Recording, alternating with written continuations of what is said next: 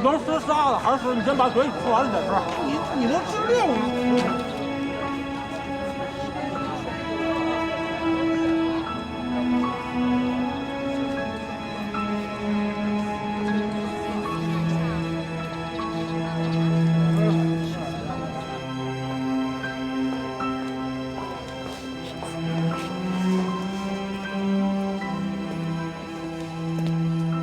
哎，红丽啊，哎，你搬，哎，好，哎，接一下，接一下，啊，你这满头大汗的，哦，没事，哎，你给我吧，我自己擦。帽子完了。哦，谢谢啊。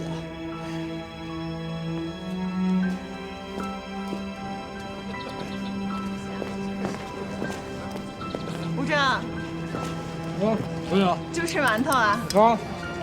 给你加个菜。好。来，给大家伙加个菜。哎呦，我来炒鸡蛋。好，来，走吧。怎么了？有事儿。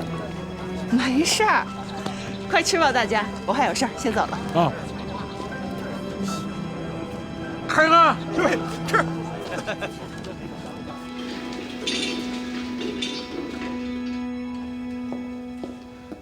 我帮你扶着。哎，好，谢谢啊。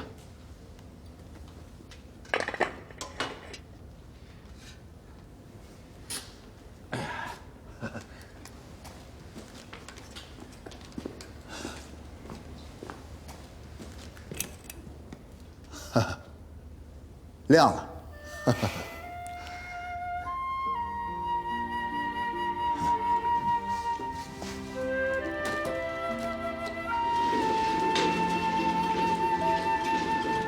慢点啊，慢点，多慢点。哎，来，帮个忙。来，多慢点，慢点，扛住了。宋医生，怎么样？还难受吗？躺好，好好休息。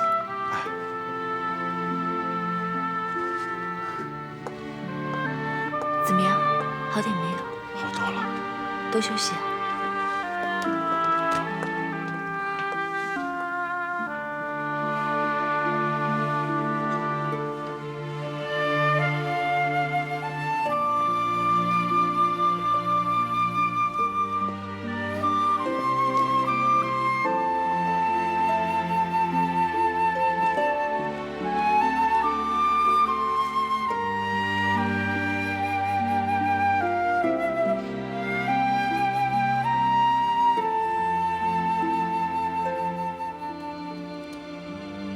眼睛怎么样？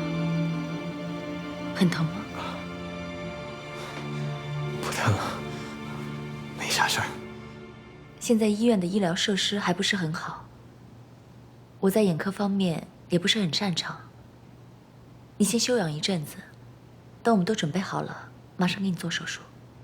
哎，从部队出来以后，该见识的也都见识了，没啥遗憾。哎，您是宋医生吧？我是。你认识我？没有，我是觉得您的声音特别好听。你叫什么名字？顾长生。宋医生，我可不可以请你帮我一个忙？什么忙？给我娘写封信。好。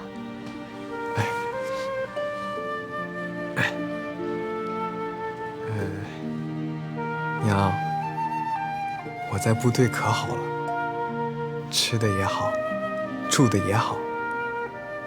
我们连长经常夸我，说我以后可以当排长呢。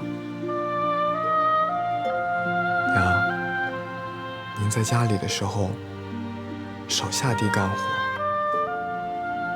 您腰不好，活就让我爹去做吧。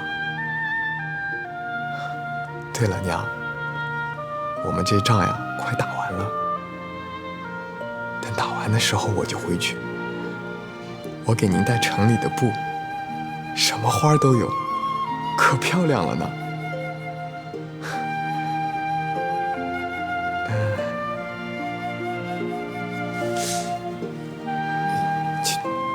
就这么多吧。写完了吗？好了。哎，谢谢，谢谢。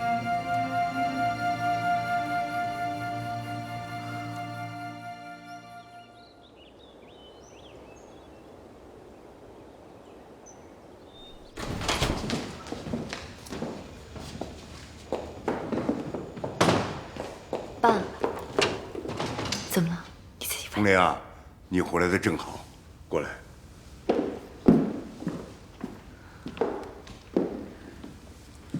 和你妹妹一起到乡下住一段时间啊，行李都给你们收拾好了。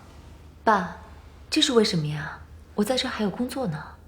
现在到乡下避一避，比什么都重要。这事儿啊，由得你做主。那您去吗？我不去。爸，宋庆龄先生的福利基金会安排我在这里做救治伤员的工作，我一走了之，实为不忠。您还留在哈尔滨，我却独自去避难，实为不孝。我的病人只有我了解他们的病情，我走了的话会危及他们的生命，实为不义。我虽然是女人，但作为宋家的子女，我绝对不能做不忠、不孝、不义之人。这不也是您从小教育我们的吗？大道理还一套一套的，我只知道一个道理：人死不能复生，命比什么都重要。王叔，动车。爸，你要是一定让我离开的话，我就搬出去住。什么？胡闹！我还要赶回去工作，晚饭就不在家里吃了。红玲，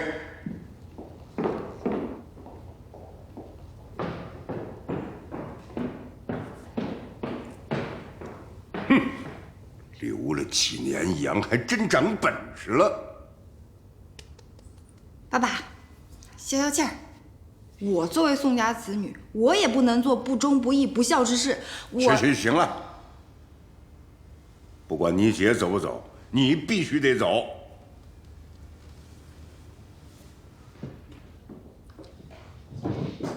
你已经好几天没有回来了，医院挺忙的吧？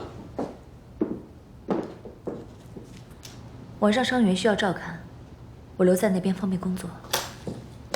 医生呢，只能救人，乱世中有志者当救国。锦绣，你说的没错，你我都是有志之人，但我不能眼睁睁看着他们死在我面前而置之不理，这有悖我当初的誓言。好，你说什么都是对的，啊，你是老大。怎么样，老大，跟程强接近的怎么样？谈到哪一步了？我这几天都没有见到他。前几天我探听过，没有什么确切的消息，但我判断，金宇轩还没有把军火坐标交给共产党。这几天我让守校的人去打听，金宇轩好几天没有露面，按理说他应该比谁都着急要钱。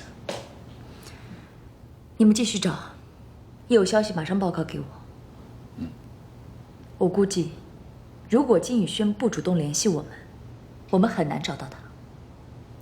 这需要一个详细的计划。计划你来定制，我来决定。我先赶回医院了。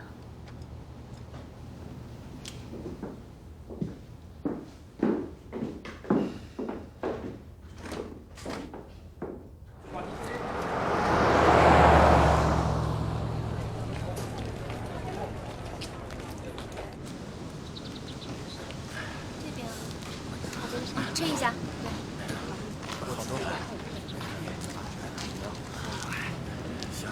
好。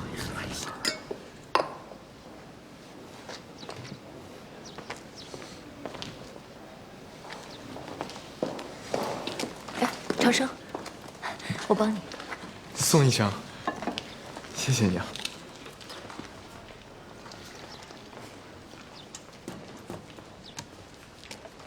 来，我扶你回去，小心床啊。来，小心烫。信我帮你寄出去了。这么快啊！谢谢你，宋医生。为什么你这么小的年纪就出来打仗？是不是被拉了壮丁啊？啊，不，我是自愿的。那为什么你不在家里帮爹娘种田？宋医生，共产党来了俺们屯儿，给我们家分了地，我们家才有吃的，要不然我们全家现在还在山上找野菜呢。你说，共产党给了我们这么多帮忙，我们不也得出一份自己的力量？啊，对了，宋医生，我有东西送你。宋医生，23号病床有情况。好，你先休息一下，我去看看。宋医生，我。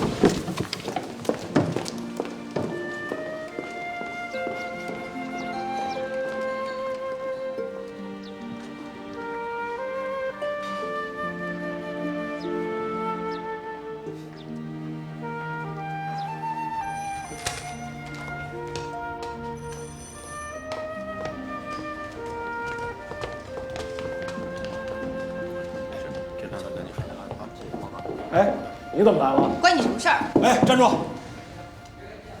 你回来，站这儿。回来。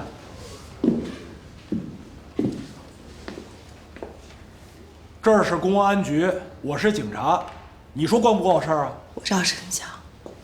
哎，站住！程强是你叫的呀？啊，你得叫程局长，知道吗？说吧，找程局长什么事儿啊？我要报警，有人恐吓我。吴队长，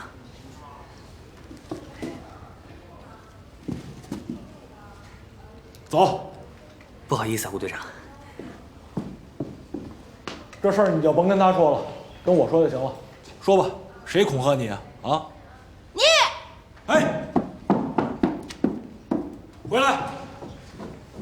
我再叫你一遍，回来！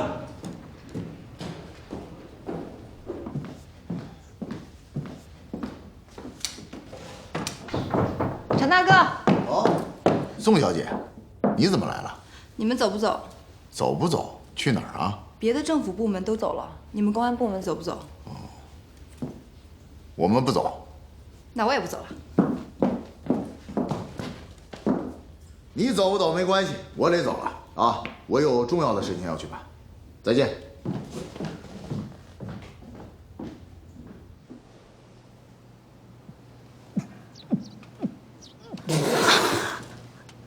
去拿他的药。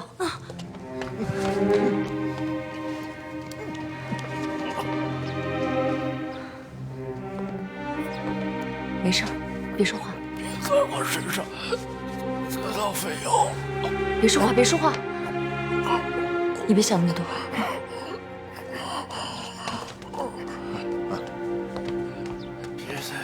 别说话，好好休息。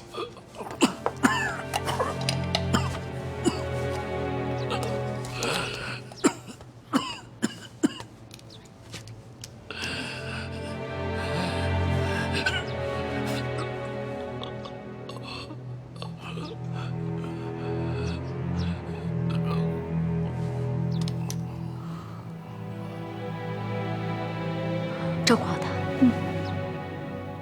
好好休息。我们出去。希望有多大？肺部中枪，子弹虽然取出来了，但是没有及时消炎，感染引发了肺血肿，这种情况很难治愈。一来，盘尼西林不够用了；二来，我们医院没有肺病的专家。普通的创伤，内科的医生是可以治的，但是这种，像这样的病人有多少？还有好几个，有的可以控制，有的太严重了。我们会尽全力，但我不是这方面的专家，我不能给你保证。那哈尔滨别的医院有没有再好的医生？我们医院的各方面条件已经是哈尔滨最好的了，其他医院好的医生也都被我爸高薪聘请来了。除非什么？除非有留学过日本的医生。为什么？我知道他们在这方面有专门的研究。好好像日本战俘营里有一个叫大岛的医生，据说这个医术啊，好像很高明。我可以去找他，但是不知道他愿不愿意帮这个忙。不管怎么样，都要试一试。你说的对，不管怎么样都得试一试。那我现在就去找他。哎，你等一下，我换了衣服跟你一起去。好。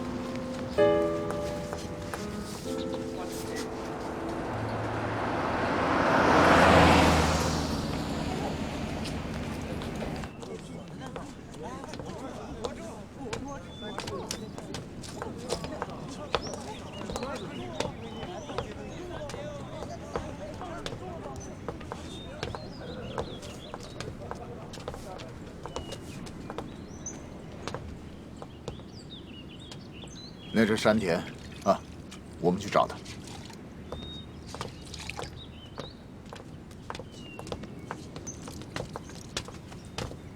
山田，还认识我吗？陈先生，您来了。我这回来呢，是想找一下大岛医生，你能带我去吗？大岛医生，啊，好的，我带您去。走。大岛医生是我们大日本最好的医学院毕业的。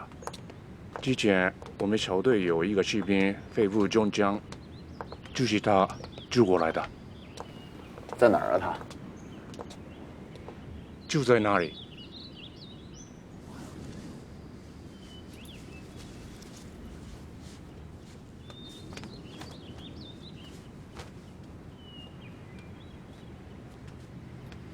大岛医生。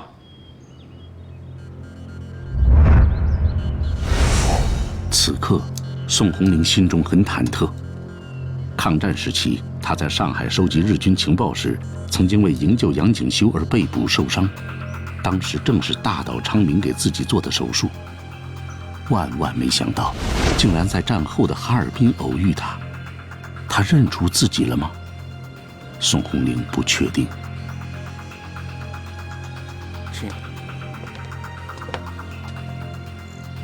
走啊！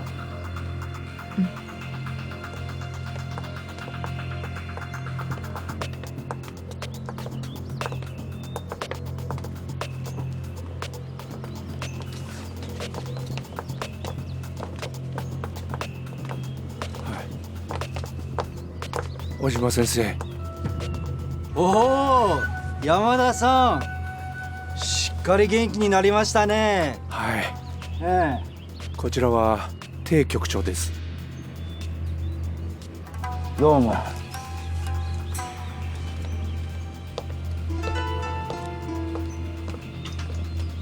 大岛医生，我是哈尔滨公安局的局长程强。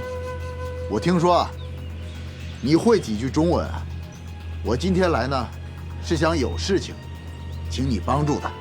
我只是一个医生。今天我找的就是医生啊，我想请你啊，治病救人。哈尔滨有别的医生？啊，是这样，哈尔滨是有别的医生，可是这个病啊，他们都治不了。你是肺部治疗这方面的专家，以前在日本也救过很多人的性命。今天我们的战士呢，跟他们犯的病是同样的状况，所以想请你出手治病救人。我这里有许多病人，他们都需要我。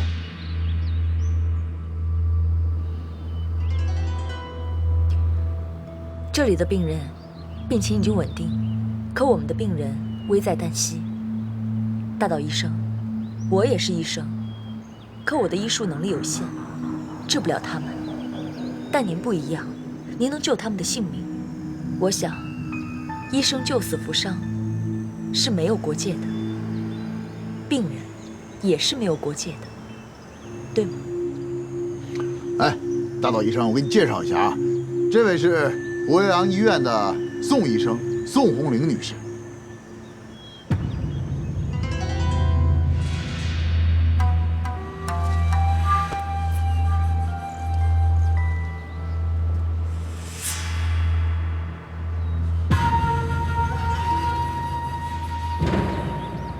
宋医生，你说的很对。伤员是没有国界的。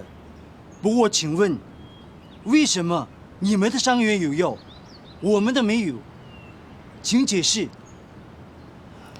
这样，大岛医生，这个不用他解释，我跟你说就行了。现在我们刚接管哈尔滨，药品啊是极其的缺乏，不光是你们，我们自己都没药啊！真的，有些我们战士啊都没有药的治疗啊。你放心，一旦我们有了药品，我一定会给你们拨一批过去的。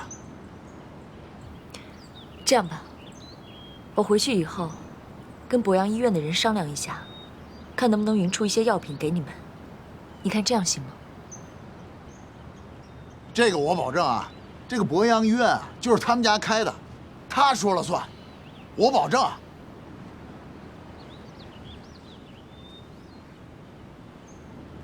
看来我只能相信你们了。啊，谢谢啊。我去准备一下。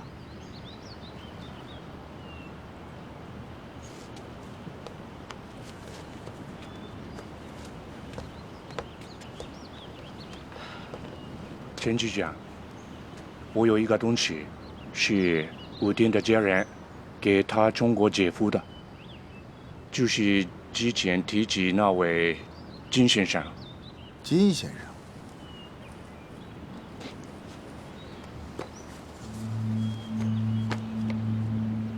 是武丁的父母托留学生从日本带来的。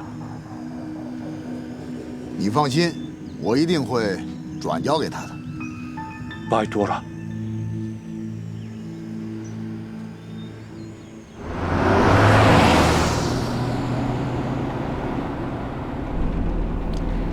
大岛医生是日本哪里人呢？哦，我是长崎人。大岛医生去过上海吗？啊，上海，美丽，繁华。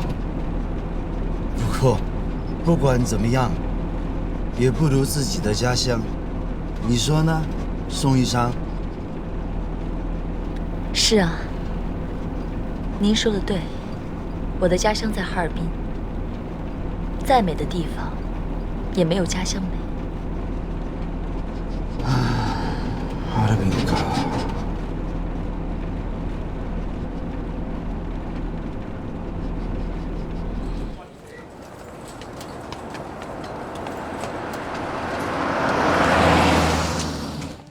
现在这种症状的人很多，31床的可以控制，42床的不太好。宋医生，42床的病人又咳血了，情况怎么样？好像快不行了。马上手术吧。好，听您的，我当助手。好。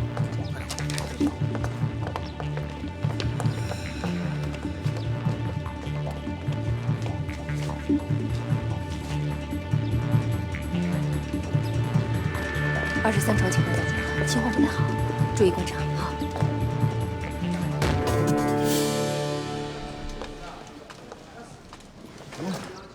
古长生，陈局长，哎，坐。眼睛怎么样了？好了，眼睛马上就好。局长，我眼睛好了以后，我还上前线去。好啊，你上前线的时候，告诉我一声啊，我跟你一起去。好，局长，抓紧时间休息啊。陈局长再见。哎，再见，好好养啊。哎。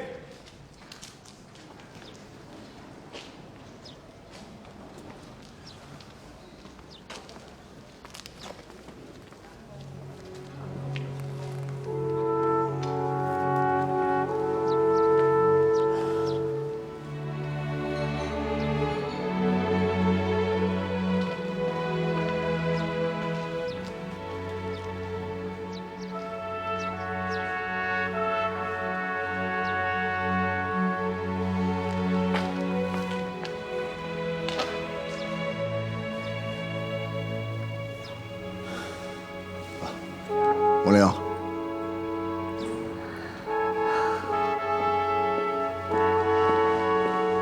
大岛他是个好医生。你也是个好医生。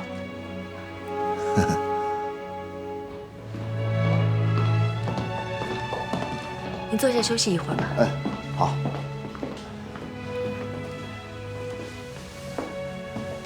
是这样，我一会儿呢还回局里开会，我想跟你说一下，那个药的事情，你处理的怎么样？啊，宋医生，你跟我说那药的事儿，这段时间野战医院那边药物支出已经超出很多了。能不能克服一下？麻烦你了，哪怕一半都可以啊。我们那边很急需啊。曲院长，尽量吧。好，那我再查查库存量。麻烦你了。谢谢你啊。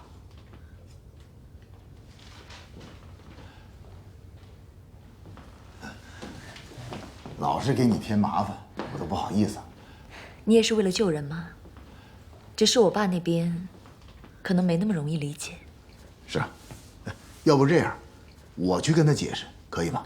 不用了，你去解释他更不听。我去说，顶多骂我2句，也就算了。是啊，他更不听。算我欠你个人情。咱俩还有那么客气啊？是啊，我们俩不应该那么客气。那我走了。再见。再见。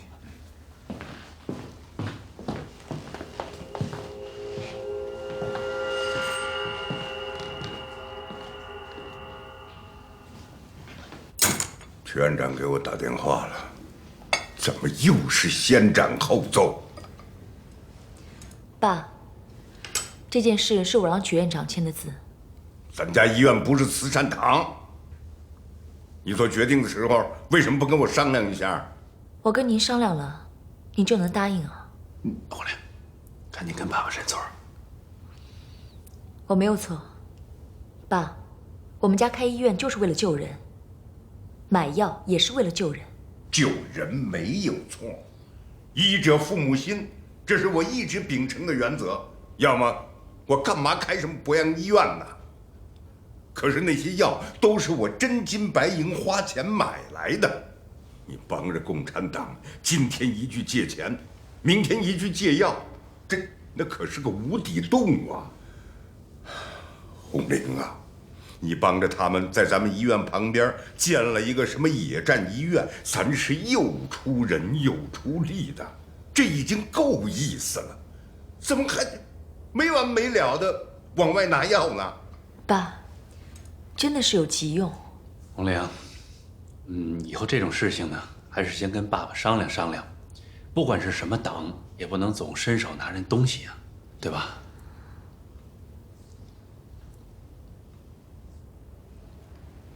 爸，吃个虾，吃个虾。我吃饱了，你慢慢吃。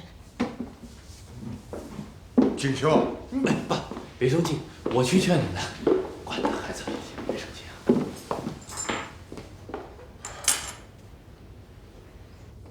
怎么了？今天火气这么大？情况有变，碰到麻烦了。啊？怎么了？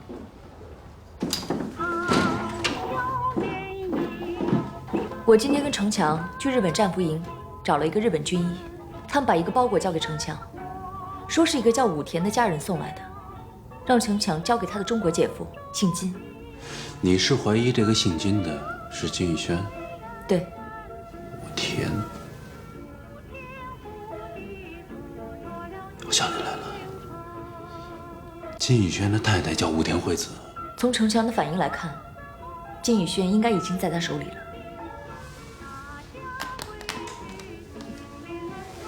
难怪金宇轩没来跟我们做交易，他不是发现我没有埋伏，是他不能取。所以他那么重视那个包裹，寸步不离，我根本没有接近的机会。如果是这样的话，这个姓金的很难经得住共党的严刑拷打。又或者说，程强会用这个跟他做交易。先别太悲观了，这还只是我们的推测。现在先想办法，把姓金的从共党那弄出来。我想，金宇轩现在应该不在监狱里面。很显然，程强还没有拿到军火的坐标，也就是说金宇轩没招。那么为了方便审讯，他现在应该在公安局的拘留所里。这么重要的人，一定是重兵保护。对了，我今天还看到了一个熟人。谁呀？你记不记得在上海的时候，我有一次受伤，被日本人抓了，抢救我的医生叫大岛昌明，程强找的人就是他。他认出你了？我有试探过他，他看起来像是第一次见到我，可他的眼神又像是认出来了。这种事情不能冒险，不能推测，你输不起的。可万一他要是真的不认识呢？大岛的医术不错，线下他又能救不少人。他救的是共产党，是我们的敌人。可他还是日本人呢，医生是没有国界的。我不想跟你争论这个，红玲。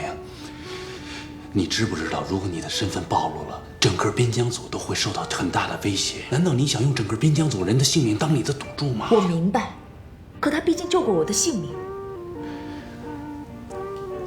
那是他的工作，那是他的任务，他必须救你，他必须那么做。不管怎么样，红玲，只要他认出你，哪怕有1/1000的可能性，他都要死。这件事情我自己做。现在如果他死了的话，反而会引起程强的怀疑。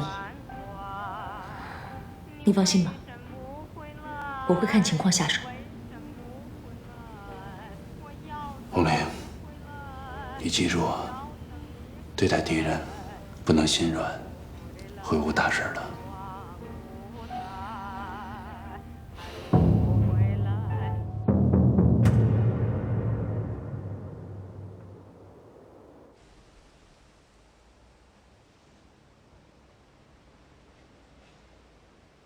哎呀，程局长，程局长，哎呦，真不好意思，真不好意思，我们家的车坏了，我是坐黄包车来的，没耽误你事儿吧？没有，来，这什么东西？嚯，这血不呲啦！这是金宇轩的家人带给他的东西。哦，上面的字儿你认识吗？我试试啊，好像我也认不太全。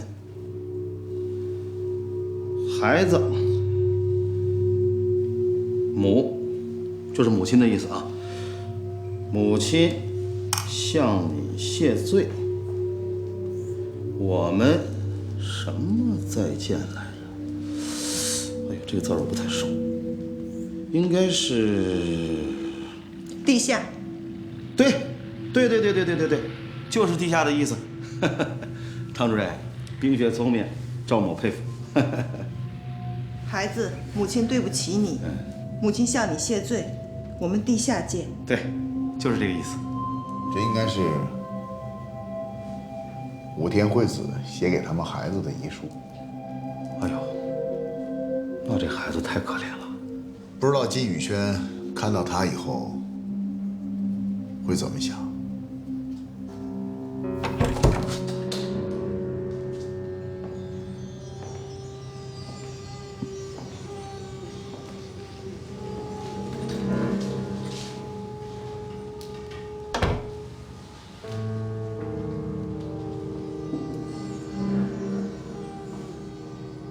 把手铐给他打开。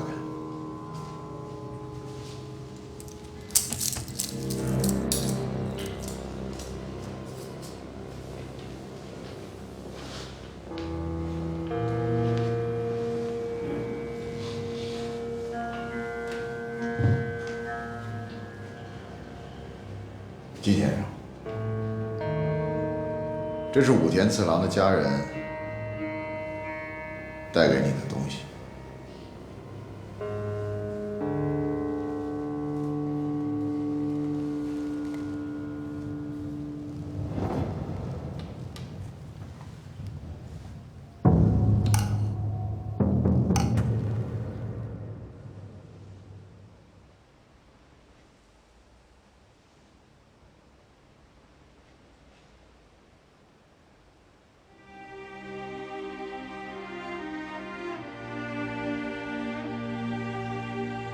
人死不能复生，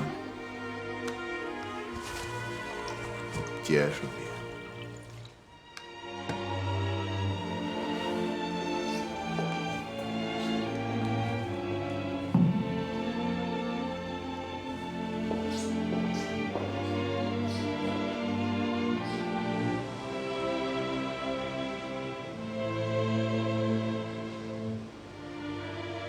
程局长，我的太太是个美丽贤惠的好女人，嫁给我，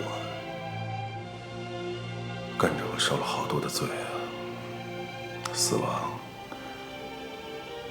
是她最好的解脱和归宿。所以，你应该把孩子带好。我想，这也是他的希望。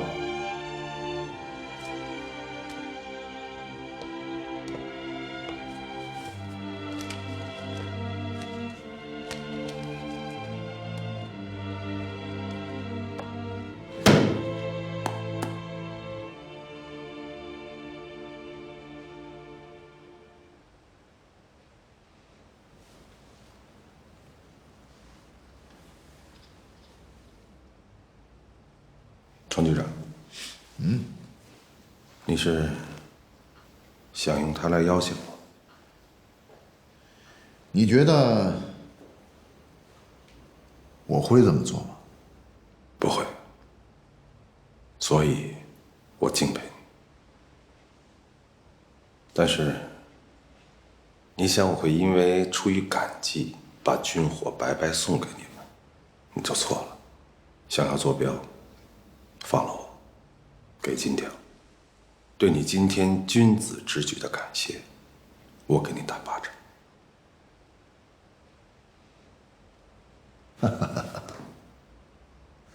够朋友，不过金先生，如果你能给我打5折，我会更感激你的。